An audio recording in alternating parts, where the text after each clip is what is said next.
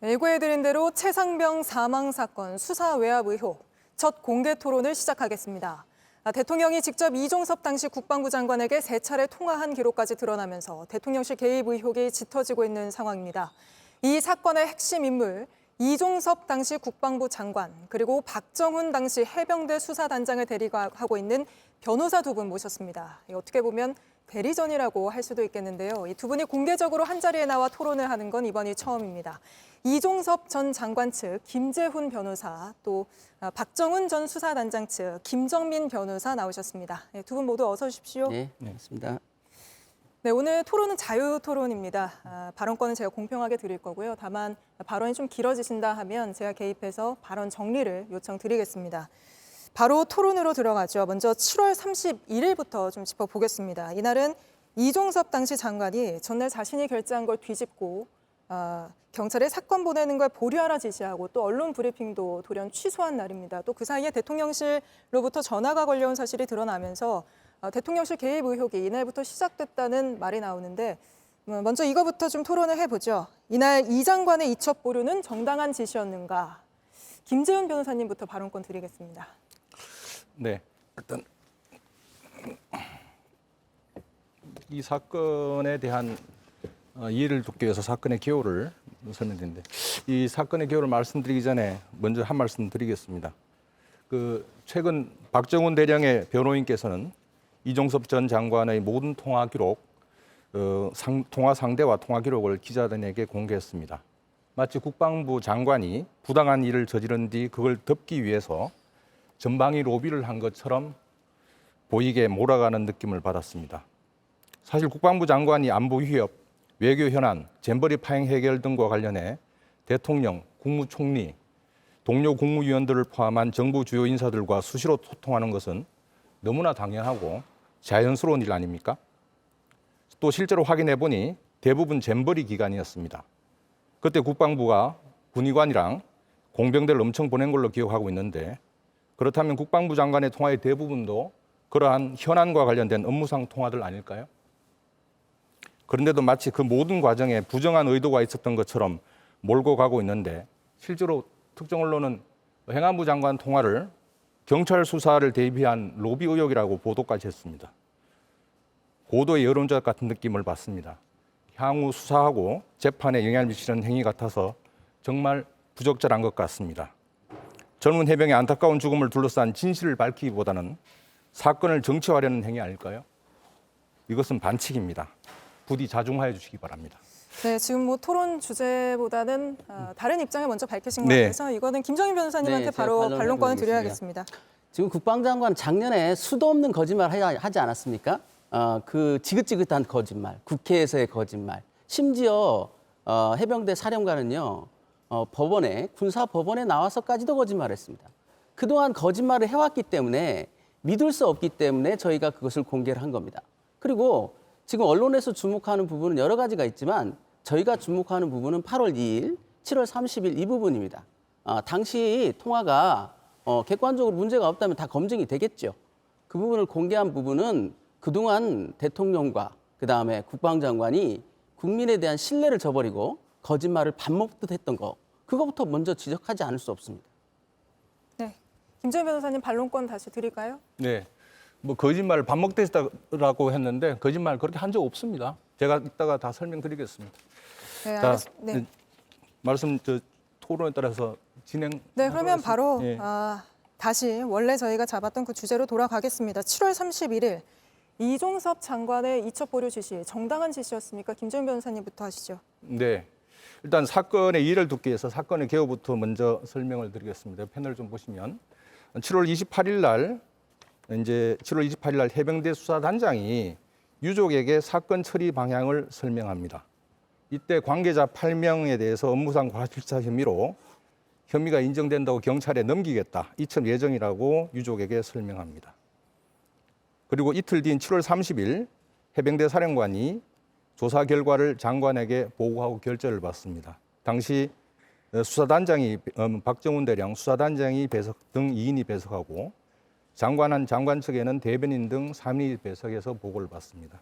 대변인이 배석한 것은 조치 결과 보고가 아니라 언론 브리핑 관련 보고라 해서 네. 대변인이 배석합니다. 장관 7여단장 및 초급 간부 임명 등 처리에 대해서 장관이 의문을 제기했지만 유족에게 이미 앞서 본 바와 같이 이미 처리 방향을 설명했다는 보고에 장관은 서명을 합니다. 그 다음 날 장관이 해병대 사령관에게 경찰 이첩 보류 등 지시를 하고, 그렇지만 8월 2일 날 해병대 수단장 박중훈 대령이 경북경찰청에 사건을 이첩 시도하면서 이첩 시도를 하고, 거기에 따라서 오후 3시에 그 보직해임 인사조치가 이루어지고 4시에 항명수사가 개시되었으며 8시에 저녁 8시 기록 이첩 시도된 기록이 회수되었습니다. 이것이 객관적인 시간의 흐름입니다. 자, 그러면 이첩 보류 지시 등이 위법하냐? 결론부터 말씀드리겠습니다. 장관으로서 법령이 부여한 직무상 권한에 따라서 정당하게 업무를 처리한 것입니다. 장관은 군사경찰 직무의 최고 지휘자, 감독자입니다. 법률상 그렇습니다. 구체적 사건에 관한 것으로 보더라도 해병대 사령관하고 국방부 검찰단장에게 지휘, 감독권을 행사했으므로 절차적으로도 정당합니다. 자, 지금 사건 이첩은 해병대 수사단장의 고유 권한이기 때문에 상관의 개입은 위법하다라는 것이 측이 박종훈 단장 대령 측의 주장 같습니다. 박종훈 단장은 군사법원법상에 법령상 의무가 있을 뿐이지 수사단장에게 법률상 독립적 수사 권한이 없습니다. 자, 장관 등에게 아무런 권한이 없다면 애당초 직권남용 권리행사방해죄는 성립될 수 없습니다. 그리고 7월 30일 장관의 이첩 보류 지시가 정당하더라도 7월 30일 날 결재하였다가 다음 날 취소하면 위법이다. 전날 했으면 정당한데 다음 날 했으면 취소하고 하면 위법이다. 이런 법리는 없습니다. 자, 다시 한번 결론 좀 말씀드리면 장관의 지휘에서 권한에 따라 이루어진 정당한 행위이고 예. 라고 생각합니다. 네, 알겠습니다. 김정희 변호사님. 네, 일단 뭐 이 부분이 사망 원인 범죄 인지와 이첩에 대해서 수사 지휘권이 미치느냐, 이 부분도 좀 다툼이 있습니다. 만약에 이 부분이 아예 수사 지휘 대상이 아니라면은 두 가지가 성립할 겁니다. 뭐냐면 국방부 장관이 그런 명령을 내린 것 자체도 직권남용이 안 될 거고요. 또 그 명령에 따르지 않았다라는 해도 항명도 안 될 겁니다. 근데 그 부분에 대해서는 아직 판례가 없고 다툼이 있습니다. 그러면 전제해서 수사 지휘권의 대상이 된다라고 전제하고 제가 말씀을 드리겠습니다. 자, 이걸 한번 보실까요?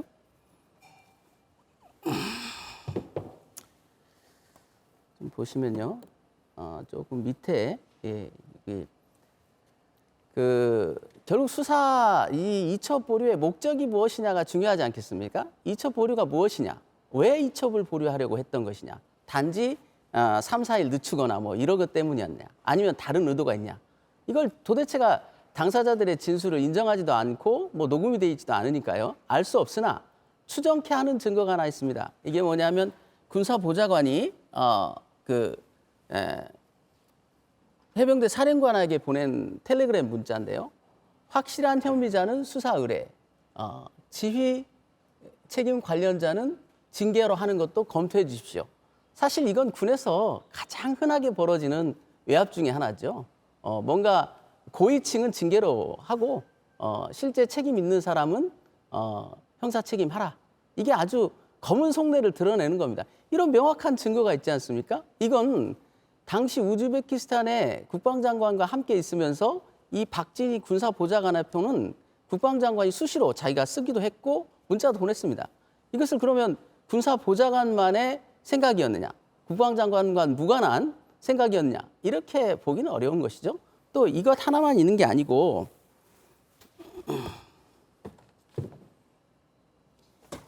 이건 당시 이제 정종범 해병대 부사령관이 받아 적어온 국방장관의 지시사항이라고 받아 적어왔습니다.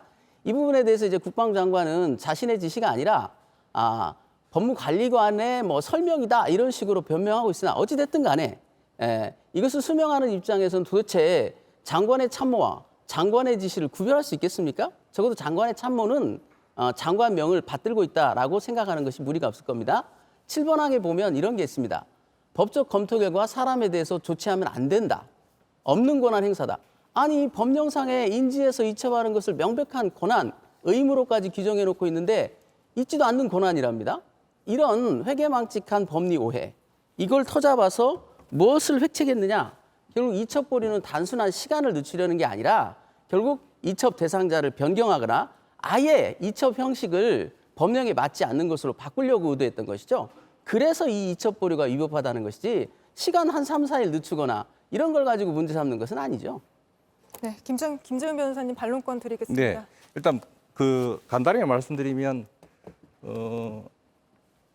그 지금 군사보좌관에 얘기하는 그 텔레그램 내용 저도 처음 봅니다만 저는 처음 봅니다만 그런 부분에서 의견을 제시한 것이지 이렇게 하라 저렇게 하라라고 했다고 보기는 어렵습니다. 그리고 정정석 부사령관의 메모 역시 아마 본인이 밝혔습니다. 좀 짧은 기간 내에 적던 부정확한 내용이 있어서 내용 부분이고 그 관련해서도 마찬가지죠. 상관이 해병대 사령관한테 있어서 국방부 장관은 상관인데 상관이 해병대 사령관한테 의견 제시를 하고 장관이 의견 제시를 하는 것이 그것이 위법이라 그러면 그럼 위에 상관은 자기 부하한테 어떤 말도 못 한다는 그런 문제가 생깁니다. 이 출발점은 지금 다음 주제에서 나오겠지만 지금 당연히 이거는 수사고 권한이 있고 해병대 수사단장한테 독립적 권한이 있고 그런 권한인데 그걸 침해받았다는 주장을 하고 있는데 그건 그 자체로 논리적 말이 되지 않습니다. 네, 김정인 변호사님 짧게 드리겠습니다. 뭐 그건 이미 설명했기 때문에 다음 주제로 넘어가도 될 것 같습니다. 두 분께서 법리적인 이야기를 많이 해주셨습니다. 뭐 일순간 저희 스튜디오가 법정이 된 줄 알았는데 법정에서도 뭐 법리 구성은 사실관계, 팩트에 따라 또 달라지는 거 아니겠습니까? 바로 7월 31일 대통령실로부터 걸려온 전화와 장관이 자신의 지시를 하루 만에 뒤집은 것, 이것은 무관한가? 이 주제로 넘어가 보면 좋을 것 같은데요. 이번에는 김정민 변호사님부터 발언권 드리겠습니다. 이제 7월 31일 날 11시 54분에 대통령실로부터 전화가 걸려오고 전날 결재가 완전히 번복되는 이런 아수라장이 벌어졌지 않습니까? 달리 특별한 동기를 찾기가 어렵다. 물론 국방장관은 뭐 처음에는 법무라인의 건의를 받았다. 그러나 법무라인 건의 검토는 나중에 있었다는 게 밝혀졌죠.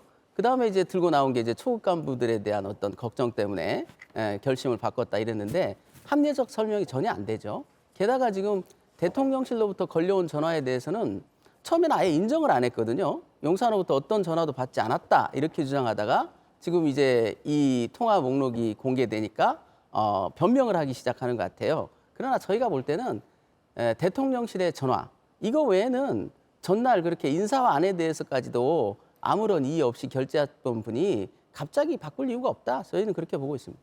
네, 김정인 변호사님. 네, 일단 결론적으로 먼저 말씀드리면 그 사건 이첩 보류는 장관이 판단하고 장관이 결심했다는 것이며 그 지시가 이제 적법한 이상 800 전화번호 이거는 이 사건 쟁점이 될 수 없습니다. 이게 법률적으로 제가 설명을 드린 겁니다. 장관을 지낸 사람으로 대통령실 관계자 포함과의 통화 여부 그리고 그 내용을 공개하는 것은 적절치 않다는 것이 저희들의 일관된 입장이고 한 번도 변함이 없습니다. 아까 말씀하셨는데 대통령실과 통화한 적 없다. 대통령과 통화한 적 없다라고 말한 게 아니라 이 건과 관련하여 대통령과 통화한 적이 없다라고 일관되게 말했습니다. 당시 이 건과 당시 뭐가 쟁점이었냐면 지금은 이제 사그러들었지만 모두 사단장을 빼라는 통화를 갖다가 전화를 받았다. 사단장 빼라고 대통령실에 전화한 거 아니냐. 그 부분이 핵심적인 의혹으로 제기되었습니다. 그런 내용의 통화를 한 적이 없다는 겁니다. 그 전에 그럼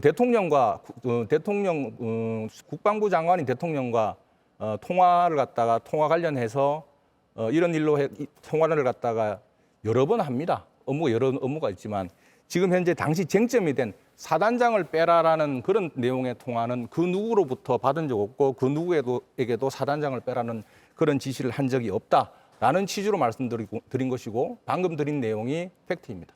네, 잠시만요. 이게 좀 시청자분들께서 혼란스러우실 수 있을 것 같아서 제가 좀 짚고 넘어가야 될 것 같은데요. 김재훈 변호사님, 네. 02800으로 시작하는 대통령실 전화 대통령이었습니까? 아니었습니까?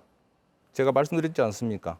통화 여부라든지 통화 내용에 대해서 장관으로서는 밝히는 것이 적절치 않다는 입장이 일관된 입장이고 그것에 대해서는 밝힐 수 없습니다. 제가 왜 이 질문 드렸냐면 최근에 대통령실 발로 나오는 보도들을 보면 이 800 전화가 대통령이 아니었다고 설명하고 있는데 이종섭 장관의 입장과 대통령실의 입장은 좀 다른 것인가? 그 얘기를 누가 한 건지는 잘 모르겠지만요. 그 얘기를 하는 순간에 그 부분에 대해서 저희들이 언급하는 순간에 저희들이 통화 내용이라든지 통화 언급이라든지 통화 내용에 대해서 확인해 주는 문제가 생기니까 그 부분에 대해서 답변하는 것도 적절치 않다고 생각합니다. 아니 뭐 내용 구체적인 내용에 대해서 밝힐 수 없다 하더라도 뭐 적어도 대통령이 마찬가지입니다. 아니었냐 누구랑 정도로 통화했는지를 밝힐 수 없는 입장이시죠? 마찬가지 입장입니다. 알겠습니다. 그럼 바로 뭐 토론 이어가겠습니다. 네. 김정인 변호사님. 네, 거기에 대해서 말씀을 드리자면 지금 대통령실에서는 이렇게 말하고 있지 않습니까? 참모들의 건의에 따라서 수사권이 없는 해병대 수사단에서 너무 이첩 대상자를 과도하게 잡는 바람에 자기가 질책했다. 이렇게 인정까지 하고 있거든요. 중요한 건 무엇을 지시했느냐는 거를 알아야 그 지시가 적법한지 불법인지를 따질 수 있는데 지시 내용은 말하지 않고 좌우간 사단장은 빼라고 안 했다. 그러면 사단장 언급은 있었느냐? 이런 걸 묻는 거 아닙니까? 국민들이 묻고 싶고 또 우리도 알고 싶은 건 그겁니다. 도대체 대통령이 무슨 말씀을 하셨냐고요. 그 얘기를 하지 않으면서 좌우간 사단장 얘기는 안 했다. 자, 사단장 얘기를 빼라고 안 했다고 해도 그 뉘앙스라는 것이나 의미는 누구나 해석할 수 있습니다. 사단장이 언급됐다면 그것은 강력한 외압이 되는 거거든요. 설사 사단장 무조건 빼라고 하지 않았다 하더라도 사단장이 포함된 그 이첩 결과에 대해서 이의를 제기하는 듯한 표현이 있었다면 그것은 누구나 상식적으로 사단장을 빼라는 말이 아닐까? 혹은 사단장을 빼는 게 맞는가 다시 검토하라는 뜻이 아닐까? 이렇게 해석하는 건 상식적인 거거든요. 먼저 그 말씀을 오픈하고 그다음에 그 말씀이 정당한지 불법적인지를 판단을 받아야지 아무런 자료를 내지 않고 무조건 믿어라. 믿도록 그동안 행동하지도 않았고요. 도저히 믿을 수가 없다고 저는 생각합니다. 네, 김정인 변호사님. 반론하겠습니다. 무조건 믿어라 한 적 없습니다. 그리고 자 먼저 말씀드리고 싶은 것은 출발점은 뭐냐면 이종섭 장관, 국방부 장관의 행위가 어떻게 유효하냐. 이것이 범죄라는 부분을 먼저 좀 범죄라는 어떻게 범죄라는 부분인지 그걸 말씀해 주셔야 될 것 같습니다. 저도 이 부분에 법률적으로 여러 가지 검토했지만 범죄 사실이 써지지가 않습니다. 무엇이 범죄인지 그게 의문입니다. 그런데 장관의 행위가 아무 범죄도 안 되는데 정당한 행위라고 수도 없이 말씀드렸고 이것이 범죄라는 부분에 대해서 장관은 이러이러한 범죄가 성립된다는 얘기는 하나도 없어요. 그런데 장관의 어떤 행위가 있었는데 그 행위가 왜 그렇게 됐느냐는 이유만 자꾸 따집니다. 장관의 행위가 이렇게 해서 위법하고 처벌 대상이라는 부분을 먼저 얘기하시는 게 수순 아닙니까? 그다음 두 번째, 지금 대통령실과 장관과의 통화 내용을 밝혀라, 공개해라 그런 말씀하시는데 솔직히 그렇습니다.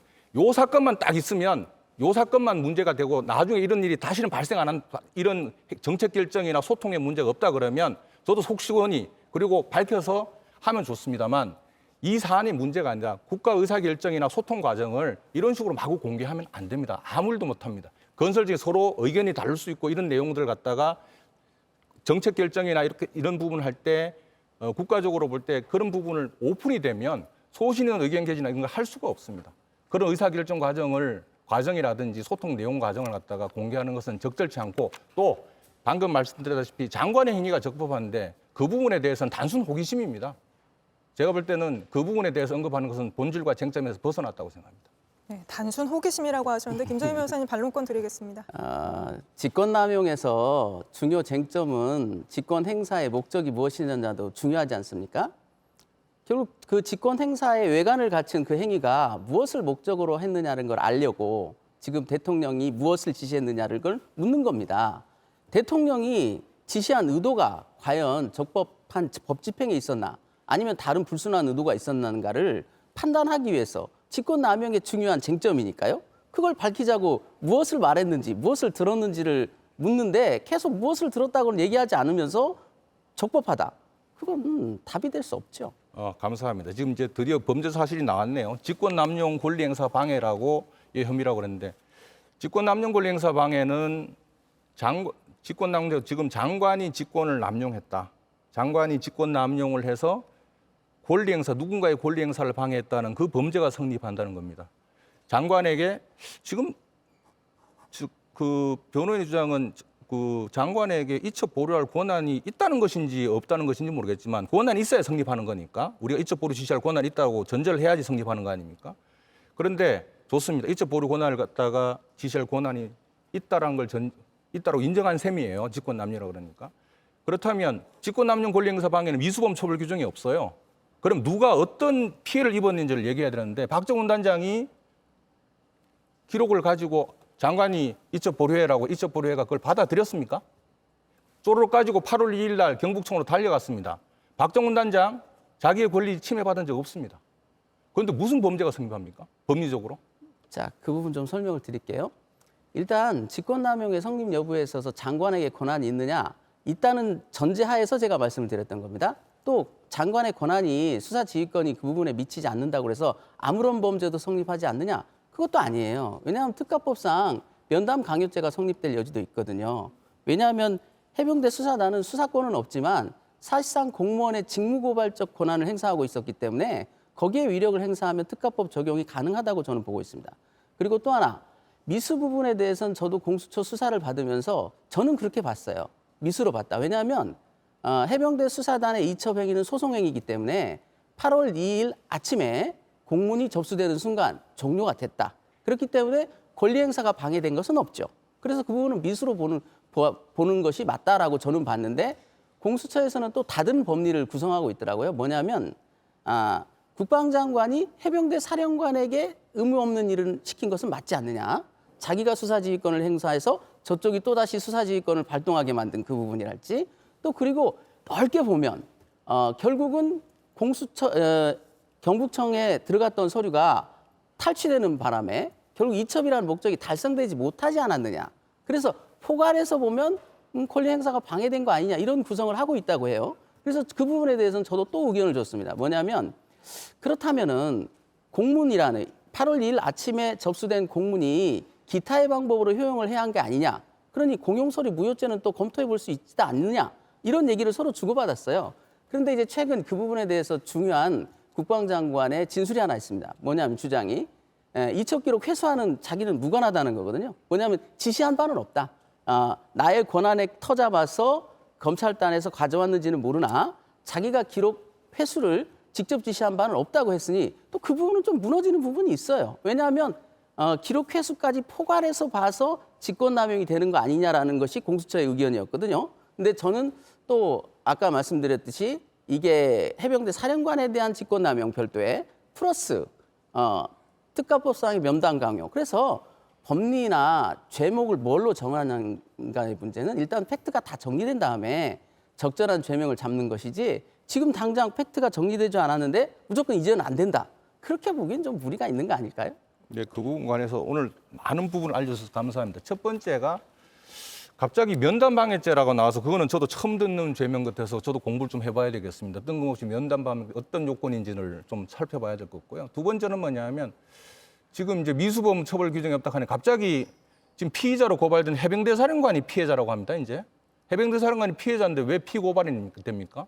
그다음 결정적으로 마지막으로 말씀드린 것은 저는 공수처로부터 어떤 법리적 의견을 들어본 적이 없습니다.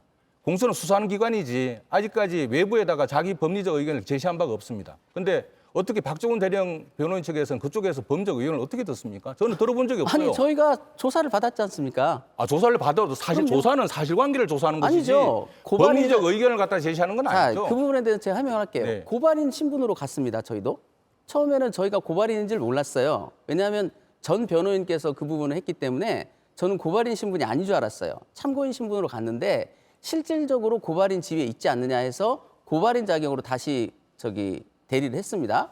그래서 어떤 죄명으로 고발을 했느냐는 거를 구성하면서 처음에는 직권남용으로만 고발이 됐던 것 같아요. 근데 제가 직권남용으로 적어도 해병대 수사단의 이첩 행위를 권리 행사 방해 대상으로 본다면 그것은 소송법상으로는 8월 2일 날 이첩이 됐기 때문에 완료되지 않았느냐라는 의견을 제시했던 거예요, 제가. 그게 뭐가 잘못됐습니까? 자, 고발인 신분에서 법리 구성에 관한 의견을 얘기한 겁니다. 물론 고발은 사실에 대한 것이지만 법리 구성에 대해서도 의견을 낼 수 있지 않습니까? 거기에 대해서 공수처가 나름대로 그때까지 검토한 바에 의해서 의견을 제시했고요. 서로 그 부분에 토론을 좀 했습니다. 공수처가 고발 내용이 아닌 부분 이 범죄도 성립될 수 있지 않느냐는 의견을 공수처에서 제시했습니까? 아니죠. 저희가 제시한 거죠. 왜냐하면 팩트에 아니 아까 관한 공수처에서 거니까. 제시했다 그랬죠. 공수처에서 이런 의견을 줬다라고 했지 않습니까? 아니, 그 부분은 직권남용에 대한 의견이었던 것이고요. 이해가 되시면 그러니까 직권남용에 직권남용에 대해서 대해서 공수처는 지금 포괄해서 볼 수 있다. 박정훈 단장이 피해자가 아니라면 해병대 사령관이 피해자일 수 아니, 있다는 그런 얘기를 뜻이 아니고요. 공수처에서 제시했단 아니죠. 말입니까? 그 부분은 그 저희가, 얘기는 누가 제시한 겁니까? 저희가 그렇게 구성할 수도 있다라는 아까는 의견을. 말씀은 공수처에서 의견을 줬다고 말씀하신 것 같은데. 공수처의 의견은 뭐였냐면 포괄해서 그러니까 수사단의 이첩 행위가 우리는 끝났다. 8월 2일 오전에 끝났다. 공수처는 포괄해서 보면 결국 이첩 기록이 회수되는 과정이 있었기 때문에 결국 방해되지 않았느냐 이런 의견을 줬던 거고. 아, 그러니까 고발인 측에서는 이거는 미수다라고 하니까 공수처에서는 미수가 아니고 기수일 수 있다라는 의견을 그렇죠. 공수처에 줬다는 거죠. 공수처에서 의견을 줬다는 의견을 거네요. 서로 그죠? 교환했다는 겁니다. 그리고 네. 아까 말씀드린 것처럼 우즈벡에 있으면서 그 부분을 우즈벡에 있으면서 기록 회수에 대해서는 장관은 모르는 일이다. 모르는 일이라고 말한 적 없습니다. 문제는 뭐냐면 우즈벡에 있으면서 자, 항명으로 수사해라고 해서 검찰단에다 수사를 하면 거기서 검찰단에서 착착착 수사를 합니다. 그런데 검찰단에서 장관님 지금 가고 있습니다. 기록 회수했습니다. 이런 보고까지는 세부적으로 받질 않아요. 나중에 귀국하고 난 다음에 보고를 받아서 하는 거고 장관이 지시했으면 거기에 따라 기록 회수한 게 장관의 행위지 장관이 언제 모른다고 그랬습니까? 장관의 첫 번째 팬들에서도 보여드렸다시피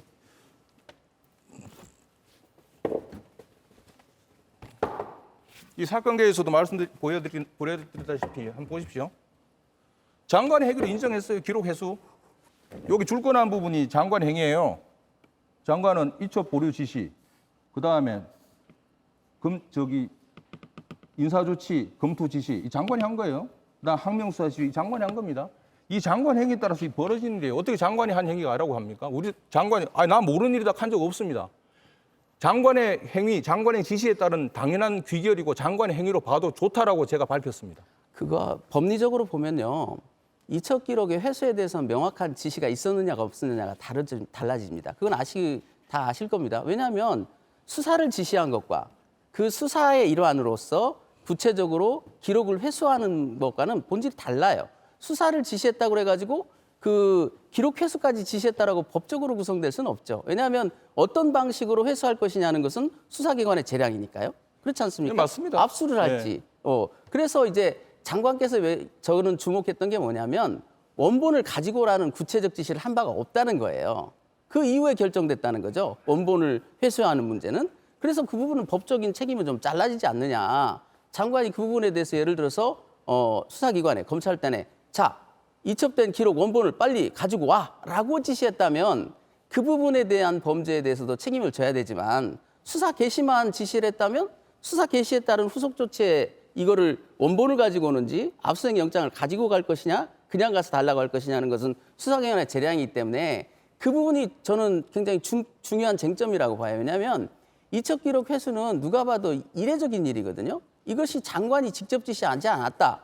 그래서 저희가 이제 또 하나의 쟁점이 뭐냐면 그러면 그 부분이 검찰단이나 그 수사관의 독자적 판단이었냐 아니면 국방장관 외에 다른 사람의 명시적 지시가 있었느냐 이것이 공수처가 또 밝혀야 될 부분 아니겠습니까? 저희는 그래서 의혹을 갖는 게 뭐냐면 장관은 그 부분에 대해서 원본을 가지고 오라는 지시를 한 바 없는 것 같은데 그 이후에 뭔가에 의해서 어떤 다른 루트에 의해서 검찰단의 그런 명시적 지시가 내려간 거 아닌가 그걸 지금 의심하는 거예요. 저희가 그러나 그 부분은 밝힐 수 있는 지위에 있는 것은 아니죠. 그 부분에 관해서는 수사의 원칙 당연한 거 아닙니까? 항명으로 수사하면 항명의 증거물인데 증거물을 갖다가 확보하는 것은 그게 영장이든 이미 제출이든 간에 검찰에서 검찰 수사를 맡고 있는 사람은 당연히 해야 될 일입니다. 그 내용을 갖다가 세부적인 검찰의 항명 수사 지휘를 한 장관이 항명 수사를 지휘하면 거기에 따라서 검찰단에서 아까 재량으로 말씀하셨는데 당연히 수사기관에서 자기 판단에 따라서 하면 됩니다. 물론 그 과정에서 그거는 항명의 증거물이 원본이기 때문에 아마 뭐 사본하고 원본은 갖다가 압수하고 사본을 기록에 편철하고 나중에 뭐 원본이나 사본이 또 다시 경찰청에 가야 되는 것은 그 다음에 어떻게 처리했는지 모르지만 당해 사건이 발생했을 때 증거물인 원본을 갖다 확보하는 것은 수사절차상 너무나 당연한 절차예요. 그거 보고 이상하다 그러면 참 납득하기 어렵습니다. 또 하나 장관이 그렇게 지시를 해가지고 장관이 그렇게 지시를 하면 그 수사의 효과에 따라서 수사가 이루어진 거기 때문에 그 국방부 검찰당의 수사 효과는 장관의 지시다는 겁니다. 그것은 나는 나 몰라라, 나 모르는 일이다라고 하는 것 그렇게 표현하는 것은 안 맞죠. 저도 나 모른다고 네. 표현한 게 아니고요. 아니, 나 그 해가지고 모르는 일이라고 말씀하시는 거 원본을 회수하는 지시를 명시적으로 안 한 건 분명하잖아요. 그렇게 인정하지 않으십니까? 그런 지시를 하는 사람 장관이 법률 전문가입니까? 장관이 법률 전문가예요. 원본 회수하라고 그런 지시를 그래서 합니까? 그 부분을 지적하는 거라니까요. 네. 공수처가 왜 수사를 하고 있습니까, 지금? 자, 그 기록 회수에 관해서 경북청 수사관들을 조사하고요. 그 검찰단 그 검찰관을 조사했습니다. 검찰 수사관을. 왜 조사했을까요? 자, 이첩 원본을 뺏어오는 행위가 아무 문제가 없다면 왜 조사를 했을까요? 그 부분에 문제가 있기 때문입니다. 뭐냐면 말씀하신 대로 이 부분이 증거로 확보했다라고 계속 주장하니까 그런 문제가 생기는 거예요. 증거로 확보하려면 어떤 절차를 거쳐야 되냐면 압수수색 영장이 설사 없었다 하더라도 아시지 않습니까? 이미 제출이라는 그 절차는 밟았어야 돼요. 절차를 밟지 않았다고요. 절차 밟았습니다. 이미 제출의 절차를 이미 제출 밟았습니까? 절차는 뭐냐? 이미 제출이에요. 협의해서 수사기관끼리 국가기관, 공무기관끼리 협의하면 그런 이미 제출 받을 수 있어요. 이미 제출도 절차가 있습니다. 아시지 않습니까? 압수물 목록은 교부돼야 되고요. 이미 제출에 관한 절차가 지켜지지 않았습니다. 이 절차에서는. 그건 이미 확정된 팩트예요. 이미 제출 절차가 이행되지 않았다? 네. 확정 팩트다? 그럼 네. 확인해 보겠습니다. 예? 확인해 확인해 보고. 보시죠. 그다음에 또 하나 말씀드리고 싶은 거는 지금 공수처에서 이런 혐의가 있다고 보고 있다. 저희는 지금 피고발인 피의자 신분인데 아시다시피 어떤 고발이 되고 하면 조사가 이루어지면 피의 사실의 요지를 갖다 고지해 줘야 돼요. 그러고 난 다음 조사해야 되지 않습니까? 근데 정작 우리 조사받는 사람들은 지금 피의자들은 피고발인들은 피의 사실이 뭔지를 모르겠어요. 아까 말씀하시다가 직권남용이 이런 우리가 박정훈 단장이 피해자는 직권남용이라고 얘기했다가 지금 얘기 들어보니까 직권남용 제명은 박정훈 단장은 피해자가 안 될 거고 해병대 사령관이 피해자일 수 있는 범죄가 된다라는 얘기가 나오고 있고 또 무슨 면담방해죄라는 얘기가 나오고 있고 공용서류 손상해가 이렇게 해서 공용손상이라는 그런 게 나온다는데 저희들은 피의 사실이 뭔지를 모르고 언론에 나오는 얘기 가지고 추정을 할 수밖에 없는 상황이거든요.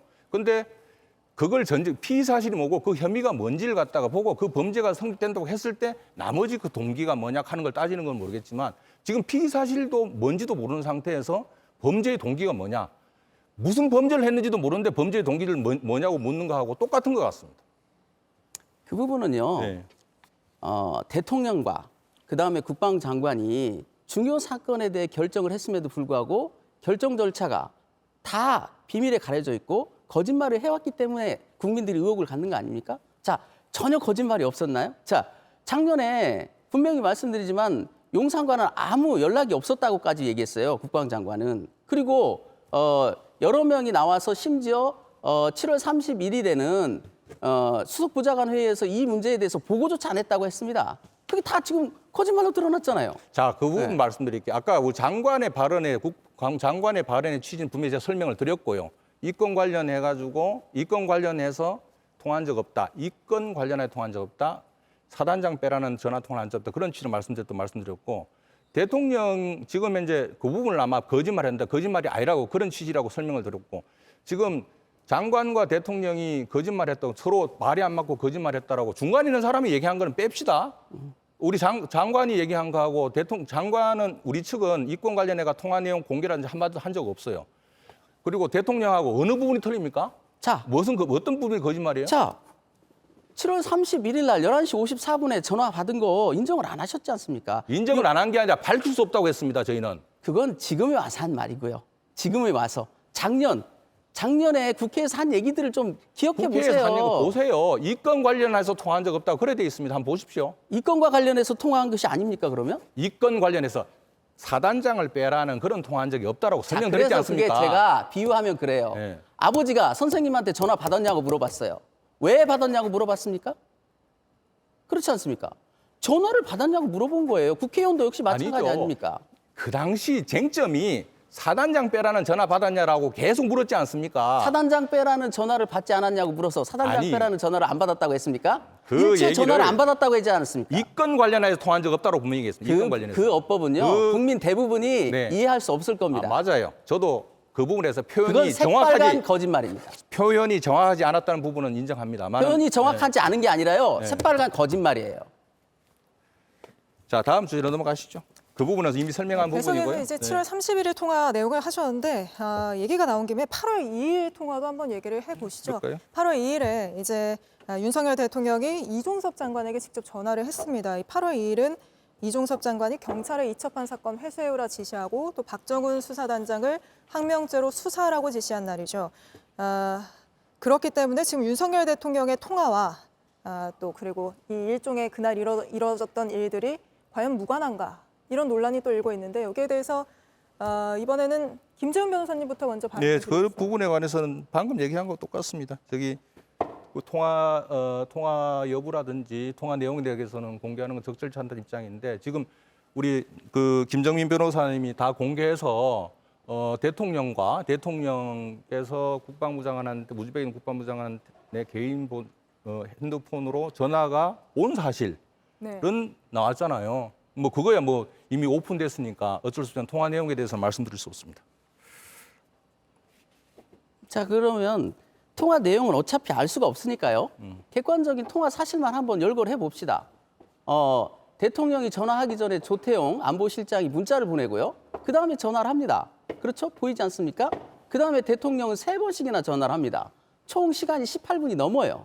자, 그 시간은요, 점심시간이에요. 그러면 대통령께서는 이종섭 국방장관만 통화했냐고요. 지금 MBC 보도에 나오지 않습니까? 그 시간대에 다른 그 안보실 사람들, 안보 관련 국가부처하고도 여러 번 통화를 했다는 거예요. 결국 점심도 안 드시고 통화를 한 겁니다. 이게 외국에 나가 있는 국방장관한테 뭐 이게 무슨 별난 사태가 벌어졌습니까? 북에 침공이 있었습니까? 중요한 쟁점이 뭐였습니까? 그 당시에. 잼버리요?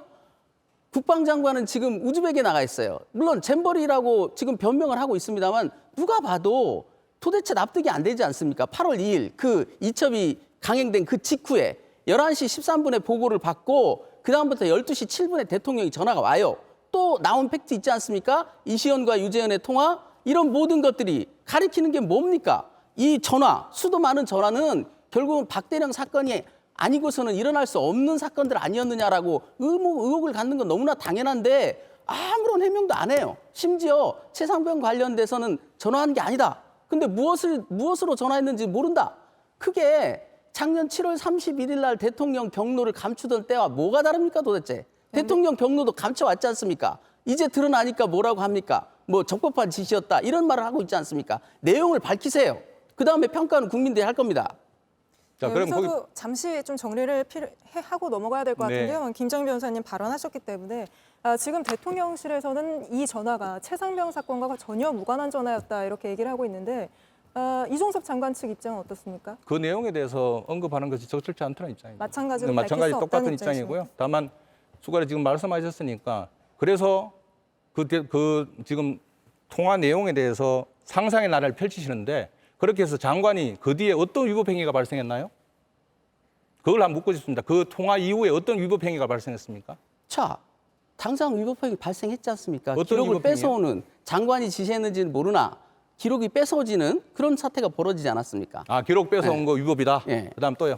그다음에 항명수사 개시, 그다음에 보직해임도 결국은 대통령 선인지 장관 선인지 외부의 입김에 의해서 작용한 것 같아요. 그 부분에 대해서도 지금 공수처가 수사하고 있는 거 아니겠습니까? 자, 그러면은 그렇게 위법한 절차를 통해서 박정훈 단장이 보직 해임을 당했는데 그 수원 민사법원에서 그 집행정지 절차 신청했는데 어떻게 됐습니까? 집행정지 신청은 왜 기각됐나요? 아시지 않습니까? 아니 법원에서 집행정지를 갖다가 할 이유가 없다고 해서 기각된 거 아닙니까? 보직 해임 절차를 그대로 유지하라고 기각된 거 그러니까요. 아닙니까? 그러나 그것이 네. 실체 판단인 거 아닌지는 건 다 아시지 않습니까? 그러니까 실제 그걸- 판단은 아니지만 네. 그 집행 일응에 그렇게 명백하게 위법하다 그러면은 집행정지 시켰겠죠 법원에서도. 그렇게 생각하십니까? 네. 아니 집행정지라는 것은 집행정지로 일하지 않으면 회복될 수 없는 손해가 있을 때 해주는 거 아닙니까? 실체 판단하는 절차가 아니지 않습니까? 다 알면서 왜 그러십니까? 아니 그러니까요. 제가 드리는 말씀은 그렇게 지금 말씀하신 명백하면 법원에서 받아들였겠죠. 법원에서 이 명백한 위법이라 그러면은 받아들였겠죠. 명백한 위법 여부는 집행정지에서 심리 대상이 아니지 않습니까? 알면서 왜 그러십니까? 그럼 집행정지는 왜 신청했습니까? 회복 불가능한 손해가 있다고 우리는 주장했으니까요. 아, 법원에서 회복 불가능한 손해가 없기 때문에 예, 그렇다는 그렇다고 겁니까? 합니다. 알겠습니다. 왜냐하면 보직해임은 나중에 취소되면 다 회복이 된다는 거예요. 그거와 실체 판단과 무슨 관계가 있습니까? 네, 계속해서 열띤 네. 토론하고 해주시고 계신데요. 다음 주제 좀 넘어가 보겠습니다. 네. 그 혐의자 8명을 지목해서 경찰에 넘긴다는 보고를 받고 윤석열 대통령과 VIP가 경로했다는 이른바 경로설에 대해서도 두 분이 정반대 입장을 갖고 계신 걸로 제가 알고 있습니다. 두 분 모두 지금 자료를 찾고 계신 것 같은데 이종섭 전 장관 쪽에서는 VIP가 경로한 적 없다 이런 입장문도 밝히셨는데 김재훈 변호사님부터 네. 발언권 드리겠습니다. 방금 말씀하신 대로 7월 31일 경로 아마 7월 31일 경로설 얘기하는 모양입니다. 경로했다는 것. 7월 31일 이첩 보류 그날 당일이죠. 장관은 순직 해병 사건, 해병 순직 사건 관련해서 대통령으로부터 경로 접한 적 없습니다. 그러니까 대통령이 장관한테 경로했다? 그 사실 아닙니다. 그런 경로를 갖다가 받은 적 없습니다. 접한 사실 없습니다. 그리고 지금 경로 그러는데요. 지금 오늘 지금 대화 내용이 경로 수준인지 모르겠습니다만은 어느 정도가 되어야 경로인지.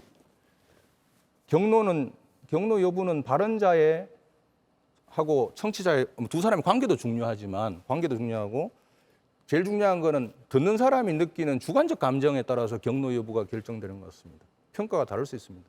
즉 경로라는 것 자체가 법률적인 용어가 아닙니다. 또 제가 말씀드리고 싶은 거는 자 가정적으로 대통령이 차분하게 지시를 하면 아무 문제가 안 되는데 좀 목소리 크게 해서 거칠게 얘기하면 그게 범죄입니까? 그게 범죄로 바뀝니까? 세상에 경로가 법률적으로 이렇게 해가 문제가 된다는 것은 제가 처음 들어봅니다. 네, 김정희 변호사님. 저 그래서요.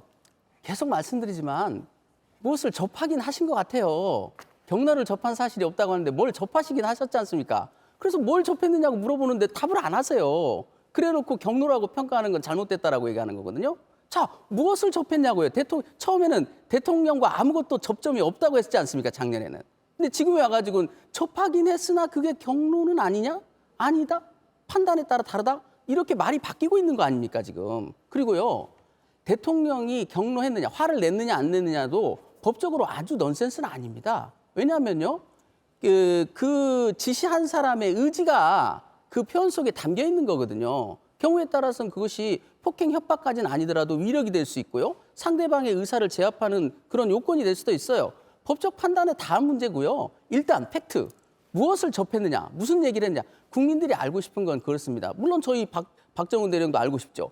박정훈 대령이 들었다는 그 말 있지 않습니까? 이런 일로 사단장을 형사처벌하면 대한민국에서 누가 사단장을 한단 말인가? 좋아요. 차분한 목소리로라도 그렇게 말씀하셨나요? 그거에 대해서 확인해 주실 의사가 있으십니까? 자, 화 안 냈어요. 조용히 평온한 목소리로, 아주 온화한 목소리로 자, 이런 일로 사단장을 처벌하면 대한민국에서 누가 사단장을 한단 말인가? 이런 요지의 말씀은 있었습니까? 제가 그 관련해 말씀드릴게요. 자, 아까 말씀하신 뭐 경로가 법률적 의미가 있는데 그럼 피해자가 국방부 장관이네요. 그 경로하면은 그 상대방 의사를 제압한다 그러니까. 근데 우리는 그런 피해를 받은 법 없다고 제가 밝혔고요. 또 마찬가지예요. 지금 그 의문을 가지고는 통화 이후에 7월 31일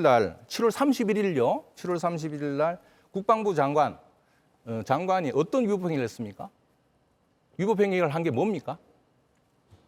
그 부분은요, 아까 다 설명드렸지 않습니까? 설명 저는 이해가 안 됩니다. 이해가 안 되는 예. 부분은 재차 설명해도 이해 안 되시지 않습니까? 알겠습니다. 그럼 재차 설명을 하려고 그러면 저보고 어떡하라고 해요? 그럼 저도 다시 한번 물어볼게요. 자, 그 톤이나 무서우면 이런 느낌 빼고 우리가 요지는 있지 않습니까? 그건 답변을 네. 드렸는데요. 자, 대통령과의 통화 내용을 밝히지 않는다고. 한 번만 더 물어볼게요. 네.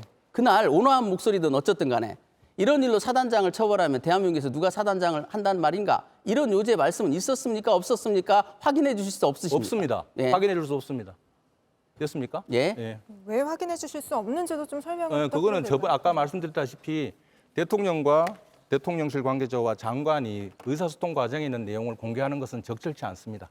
이 내용뿐만 아니라 향후 업무 처리하는 데 있어서도 굉장히 큰 문제고 그 부분은 일관된 입장입니다. 제가 좀 반론을 그 부분에 드릴까요? 자기의 범죄 사실과 관련된 거니까 진술 안 하는 걸로 저는 해석하고 있습니다. 범죄 사실과 관련되려고 하면 앞부분이 어떤 범죄라고 말씀해 주시면 좋겠습니다. 네. 예, 그러면 지금 이 자리에서 공개된 자리에서는 밝힐 수 없지만 뭐 공수처 수사 그래도 그런 밝힐 수 곳에서는 없습니다. 밝히지 않을 공수처 겁니다. 수사에서도 예. 마찬가지로 예, 이런 쟁점 부분들에 대한 사실관계를 밝힐 수 없으신 건가요? 박정훈 대령이 증인으로 법정에서도 증인으로 예정돼 있는데요. 뭐 마찬가지입니다. 저희들 입장에서는 장관 지낸 사람으로 공개하는 것이 적절치 않은 부분은 공개하지 않을 예정입니다. 네, 김정희 변호사님 관련해서 뭐 발언하고 싶으신 거 있으면 발언하셔도 됩니다. 지금 이제 그 부분도요. 국방장관이 발언하시지 않더라도 들은 사람들이 다 있을 겁니다. 왜냐하면 공개적 회의에서 나온 거 아닙니까? 심지어 그 회의는 대통령 주관 회의이기 때문에 회의록이 있다는 말도 있어요. 그다음에 8월 2일 날 그 통화도요. 국외에 나간 국무위원 같은 경우는 보관하고 있는 핸드폰이 전부 다 그 보안 점검 시스템에 의해서 녹음된다는 얘기도 있습니다. 저희가 그 부분은 증거를 신청해서 확보하도록 하겠습니다. 네, 알겠습니다. 이제 종합적으로 좀 한번 수사 외압, 개입 있었는가 이 주제도 좀 짚어보고 가야 될 것 같습니다. 양측 모두 정반대 입장 갖고 계신 것 같은데 이번에는 김정민 변호사님부터 좀 발언권을 드리겠습니다. 예. 대통령실의 개입과 외압 있었는가 이 주제에 대해서 그것을 김정민 이제 변호사님 발언해 주시죠. 입증하는 명확한 증거가 저는 있다고 봅니다. 지금 네, 지금 양측 모두 자료를 많이 준비해 오셔서 자료를 찾고 계신데 이게 예. 지금 국방장관의 주장은 이겁니다. 요지를 보면 대통령은 직권발동을 촉구했다는 거예요. 화를 내면서 직권발동을 촉구할 수도 있고 온화한 몫으로도 직권발동을 촉구할 수도 있고 적법한 권한 행사를 발동을 촉구했는지 아니면 뭔가 불법적인 의도가 있는지는 더 조사해봐야 되겠죠. 그런데 당시 정종범 부사령관이 받아 적은 국방장관의 지시 또는 법무관리관의 그 의견을 적어온 이 메모에 보면요. 6번 항에 이게 휴가 처리라는 말이 있습니다. 자, 휴가 처리. 보고한 후 형식적으로 휴가 정리. 이 문제가 바로 일사단장의 7월 31일 하루의 휴가 처리를 얘기하고 있어요. 이 대통령의 경로든 가이드든 또 국방장관의 수사권 발동인지 아닌지는 모르겠으나 이게 그래도 최소한의 정당성을 가지려면은 적법한 법 집행을 목적으로 했을 때만 가능한 겁니다. 그런데 그 적법한 법 집행과 도대체 일사단장의 휴가는 무슨 관계가 있을까요? 자, 정종범 부사령관이 그 급박한 시간대에 들어가서 정신없이 받아 적은 내용에 이게 있습니다. 그것뿐입니까? 그 이후에 정종범 부사령관이 부대로 복귀할 때 또 박진희 군사보좌관으로부터 전화가 걸려옵니다. 일사단장은 오늘 하루만 휴가 처리, 내일부터 정상근무. 그것뿐입니까? 8월 2일 이첩이 강행됐다는 사실을 알고요. 화들짝 놀란 국방부 장관 쪽에서 텔레그램 하나가 옵니다. 뭐라고 오느냐? 지금 일사단장은 정상 근무 중입니까? 그래서 도대체 국방장관 일사단장 그 근태 체크하는 사람이냐? 이런 오해가 지금 생기고 있거든요. 분명한 것은 이 사실은 이런 지시들이 내면에 있어서는 일사단장의 안위와 관련된 거기 때문에 의도가 불법적이다라는 의심을 받고 있는 거예요. 이 부분에 대한 명쾌한 해명이 없다면 국민들의 의혹은 씻어지지 않을 것입니다. 네, 일사단장 이야기 좀 하셨는데 그 뒤에 김정민 변호사님. 이어지겠지만 지금 이제 수사 외압이냐 아니냐는 그 부분에 대한 질문이니까 이어서 또 일사단장 얘기를 하더라고요. 근데 지금 말씀하신 내용이 법적으로 뭐가 문제죠? 어떤 부분이 법적으로 문제가 되는 부분입니까? 아니 그 부분은 계속 설명드렸지 않습니까? 아니 지금 내용이 법에서 어떤 위법 사항이 뭔가요 지금? 직권남용을 판단할 때 중요한 자료가 뭡니까? 동기의 불법성 아닙니까? 동기의 불법성을 추론케 하는 증거를 제시했는데도 아니, 직권남용이- 이것이 법과 무슨 관계가 있다고 하면 제가 뭐라고 아니 설명드립니까? 뭐가 지금 직권남용이라는 거냐고. 아까 설명을 다 드렸지 않습니까? 범죄 어떤가 국방부 장관 누구의 권리를 방해했냐고 지금요. 그 부분이 전제돼야 되는 거 아닙니까? 변호사님, 이미 제가 다 설명드렸고요. 제가 다른 매체를 통해서도 여러 번 설명을 드렸지 아니 않습니까? 그러니까 설명 간단하게 저 행위자가 누구고 피해자가 누구예요 지금? 그것만 다. 좀 먼저 얘기해 주십시오. 자, 국방장관과 네. 대통령이 네. 국방장관의 수사 지휘권을 공동으로 수사 지휘권의 주체라는 신분을 이용한 공동정범에 성립될 가능성이 있다라고. 피해자가 누구냐고요 지금 현재 피해자가. 피해자는 그거 더 조사를 해봐야 되겠죠. 공범관계인지 아니면 피해자 관계인지. 왜냐하면 만약에 국방장관과 대통령 사이의 관계를 논한다면 아시다시피 그 대통령은 직권이 없어요. 수사에 대해서는. 그러니까 대통령은 단독으로는 직권남용죄는 범할 수 없습니다. 물론 아까 말씀드린 대로 면담강요죄는 범할 수 있겠죠. 왜냐하면 국방장관뿐만 해병대 사령관과 해병대 수사단도 남의 범죄를 수사하는 그래서 이첩하는 관계에 있기 때문에 권한이 있기 때문에 그 면담강요죄의 피해자가 될 수 있다고 저는 보거든요. 수사 주체가 아니기 때문에. 그럼 피해자가 될 수 있는 사람이 누구라는 얘기입니까? 해병대 사령관도 될 수 있고. 해병대 사령관 될 수 있고 네. 또 그다음에 수사단장도 될 수 있고. 수사단장 뭐의 피해자입니까? 직권남용죄가 될 수도 있는 여지가 있다. 그러나 그것보다는 그 면담강요죄가 더 확실하지 않냐? 저는 그렇게 보고 있습니다. 알겠습니다. 제가 지금 이제 제가 차례된 수사 외압에 대해서 법리적인 부분을 좀 설명을 드릴게요. 자, 수사 외압이라고 주장을 합니다. 수사 외압. 자, 수사냐? 아까 우리 우리 변호사님도 수사는 아니다라는 식으로 말씀을 하셨는데 아니 수사 권한이 없다는 거지 수사가 아니라는 얘기는 아니죠. 수사 주체냐 아니냐는 거와 네. 이 작용이 수사냐 아니냐는 건 다릅니다. 알겠습니다. 관할이 제가 없다는 그러면 그걸 거에서, 설명드리려고 예. 그런 거예요. 예, 지금 이 사건은 법원이 재판권을 가지는 범죄로, 즉 군인이 사망해 이런 경우 그 원인이 되는 범죄지 않습니까? 민간 수사기관에 이첩해야 하는 사건은 맞죠. 그래서 군의 수사권이 없는 사건입니다. 그러면 군의 수사권이 없는데 도대체 누가 군에서 민간으로 입척하기 전에 누가 수사를 했다는 겁니까? 해병대 수사단 행위는 범죄를 발견하기 이전에 초동 사실관계 조사 행위입니다. 수사가 아닙니다. 자, 두 번째로 외부의 압력. 누가 군의 외부 세력입니까? 외부입니까? 군조직인 해병대 수사단에 있어가지고 해병대 사령관, 국방부 장관, 대통령, 거기에다 각 참모들 포함해서요. 그 사람들이 군에 있어서 외부 사람들입니까? 다음으로 어떤 압력이 있었다는 것인지, 물론 수사도 아니지만 초동 사실관계 조사 행위를 박정훈 단장이 조사 행위 방해받은 적 있습니까? 또 조사 결과물이 없어지거나 훼손된 사실이 있습니까? 마지막으로 조치 의견에 대한, 지금 뒤에 나오겠지만 조치 의견에 대한 그 상관의 이견 제시나 신중 검토 지시가 그게 외압이고 그게 범죄입니까? 이게 상관의 의견 제시가 아무런 범죄가 안 된다는 것은 우리 법원의 확고한 판례입니다. 자, 결론적으로 말하면 수사 외압이라는 표현 자체가 출발점부터 하나도 맞지 않는 그릇된 정치 프레임입니다. 저희는 그렇게 생각합니다. 네, 김정희 변호사님. 일단 대통령이 장관에게 무엇을 지시했는지 어떤 말을 했는지가 지금 밝혀지지 않고 있습니다. 말을 안 하시고 계시는 거죠. 심지어 장관이 해병대 사령관에게 정정권 부사령관을 통해서 전달한 내용조차도 자기가 한 게 아니라는 이런 식의 얘기를 하고 있어요. 그래서 팩트가 정리되지 않은 상태에서 말을 한다는 게 무슨 의미가 있을지 모르겠지만 법리적인 것만 얘기를 드릴게요. 수사가 아니다. 이게 7월 31일 날 대통령의 황당무계한 법리 오해입니다. 예, 이 부분에 대해서는요. 유재은 법무관리관조차 지난 군사법원에 나와서 명백하게 자기 의견을 밝혔어요. 뭐라고 밝혔냐. 당시 해병대 수사단의 활동은 수사입니까? 아닙니까? 수사 맞습니다. 그러면 해병대 수사단은 수사권이 없다. 수사권이 없어서 그 권한 없는 활동을 했다라고 조언한 적 있느냐? 없다. 혹시 그런 생각을 가진 적이 있느냐? 없다. 자, 국방부 장관은요. 법무참모 역할을 하는 게 법무관리관입니다. 법무관리관이 그렇게 이 법정에 와서 얘기하고 있어요. 근데 도대체 누구의 말을 듣고 이것은 수사가 아니라고 하는 겁니까? 자, 변사사건 조사라는 것은 수사가 아닙니까? 해병대 수사단에서 여전히 사망 원인 범죄의 수사 관할이 바뀌었지만 여전히 가지고 있는 그 변사 조사는 수사가 아닙니까? 자, 그리고 범죄 수사의 일종인 변사 사건을 조사하다가 사망 원인 범죄를 인지하는 활동, 그게 수사가 아닙니까? 자, 이 근거되는 법령이 무엇입니까? 법원이 재판권을 가진 군인 등의 수사 절차 등에 관한 규정입니다. 만약 이게 수사가 아니라면 조사 절차 규정. 저는 조사와 수사가 무엇이 다른지도 모르겠지만요. 결국 범죄에 대한 조사가 넓게 보면 수사입니다.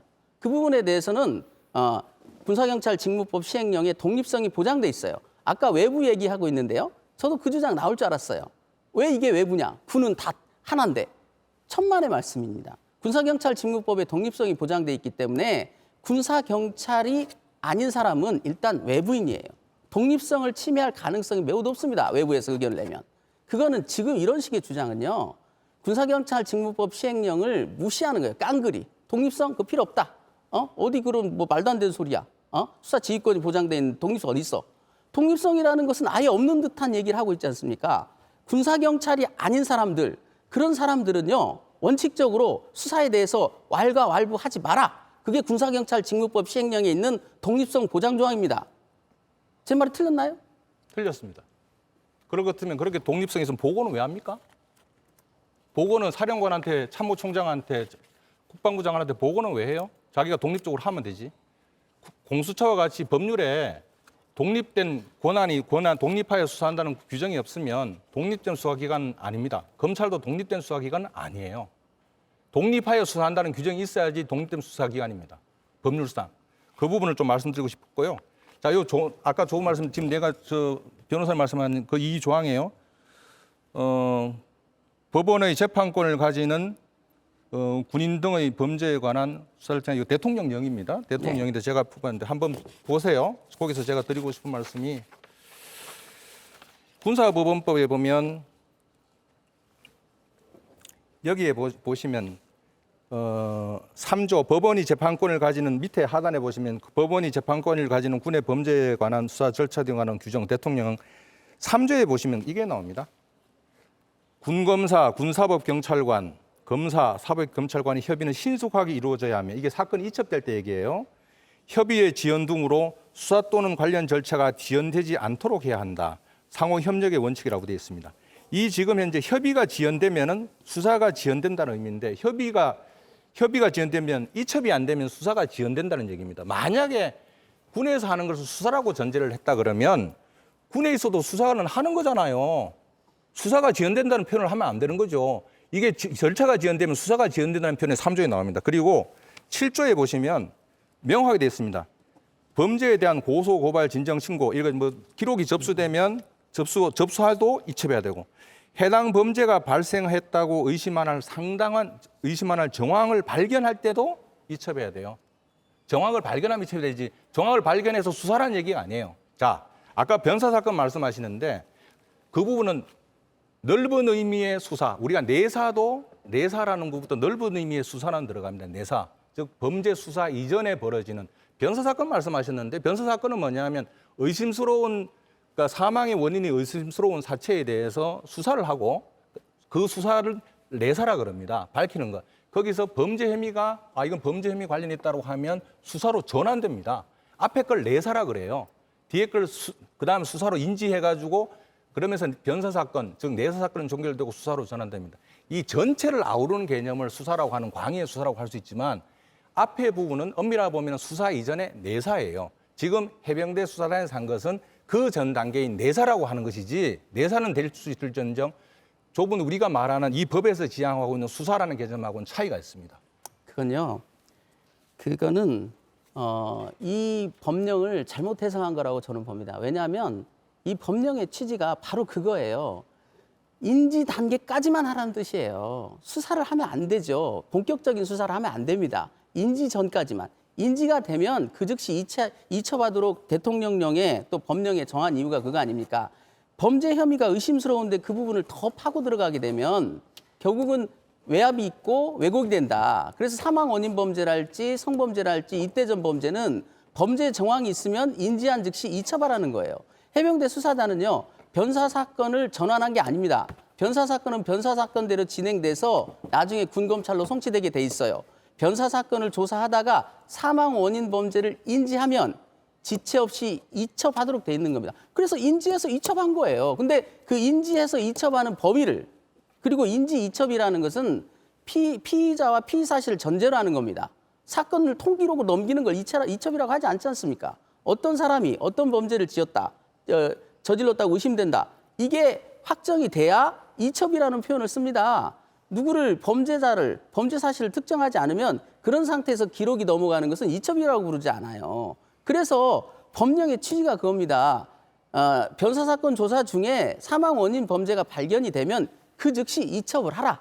더 이상의 수사는 하지 말고 이첩을 하라는 뜻입니다. 그래서 해병대 수사단도 변사 사건 일환으로 조사를 짧은 기간에 진행했지 않습니까? 그래서 관련자들 조사도 1회에 그쳤어요. 그 조사도 피의자 신문이 아닙니다. 왜냐하면 수사권이 없기 때문에 피의자 신문을 할 수는 없는 것이죠. 그래서 변사조사의 일환으로 진술조서 등 그다음에 임의수사를 기본으로 해서 자료들을 수집한 다음에 그 자료를 수집해 보니 그 단계에서 업무상 과실치사에 의심이 든다. 그러니 즉시 이첩을 했습니다. 뭐가 잘못됐다는 거죠?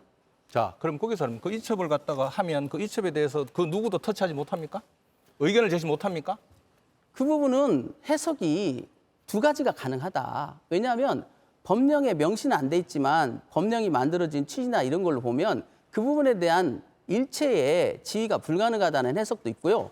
저는 그 해석도 중요하지만 가능성이 있지만 아직 판례가 없습니다. 왜냐하면 대법원이 명시적으로 예를 들어서 사망 원인 범죄에 대한 이첩에 대해서는 그 설치 부대장의 수사 지휘권이 미치지 않는다. 판례가 있습니까? 없지 않습니까? 그다음에 법령에 또 명시가 돼 있습니까? 없지 않습니까?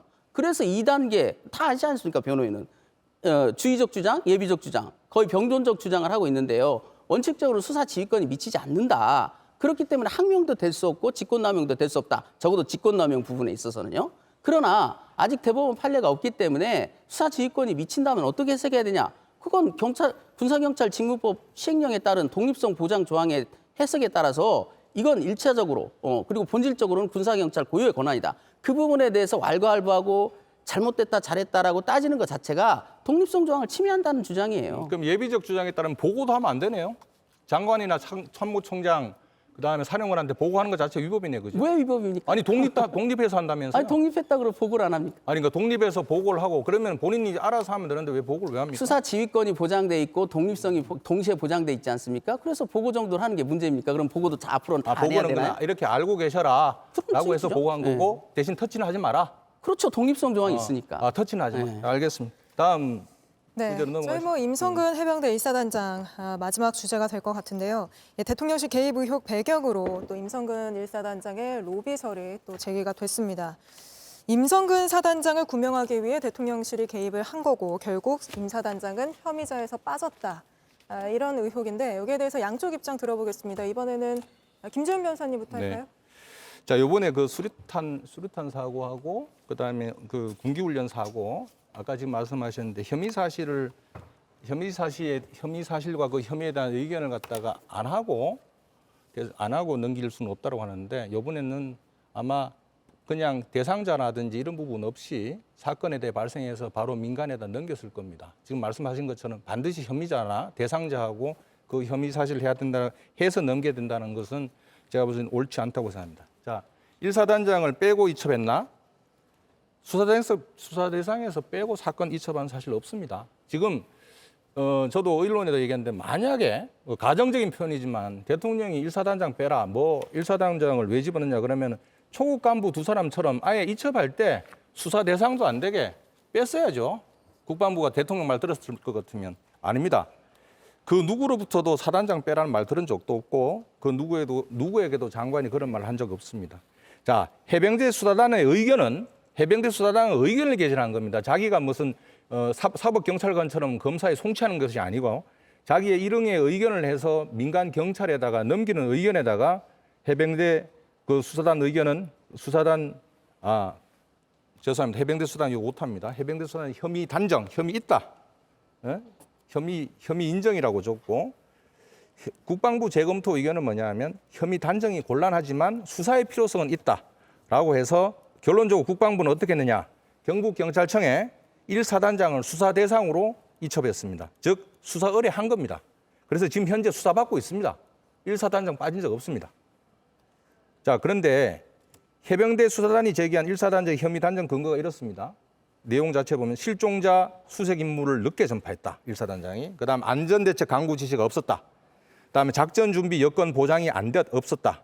그다음에 외적 자세, 저 해병대가 잘 드러날 수 있는 외적 자세만 강조했다. 이것이 해병 1사단장의 과실이고 업무상 과실이고 이것이 해병의 순직의 원인이 되었다. 인과관계가 인정된다고 단정하고 혐의가 있다. 혐의 인정이 된다고 해가 사건을 이첩해야 된다고 주장한 겁니다. 자, 지금 방금 말씀드린 내용 물론 어려운 얘기긴 하지만 이 내용이 해병 순직과 상당 인과관계 인정되는 것으로 단정할 수 있을까요?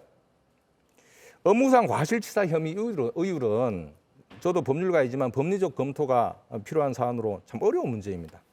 해병대 수단은 최소한 이런 부분이 있다면 해병대 수단이 해병대 군검사 의견을 들어가지고 의견을 청취해서 법리적 검토를 거친 후에 그러한 의견을 유족한테 설명도 하고 또 장관한테 보고를 하면 그 사전에 그런 법리적 검토를 거쳤어야 하는데 해병대 수사단 보고서에 그런 법리적 검토 의견을 거쳤다는 내용이 없습니다.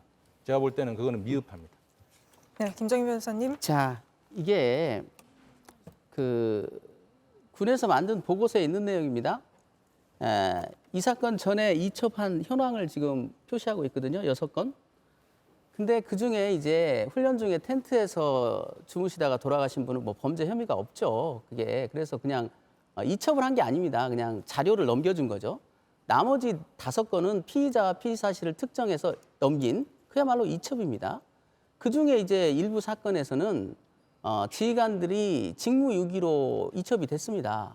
근데 직무유기가 상당히 어려운 법리 아닙니까? 아시다시피. 그래서 민간 경찰에서 아예 입건조차 하지 않았어요. 거기에 대해서 그동안 통제가 있었나요? 그걸 잘못했다라고 말할 수 있나요? 왜냐하면 이 수사단은 공소를 제기한 것도 아니고요. 검찰에 송치한 것도 아닙니다. 인지를 한 거예요, 인지. 인지라는 게 뭡니까? 고소고발도 마찬가지지 않습니까?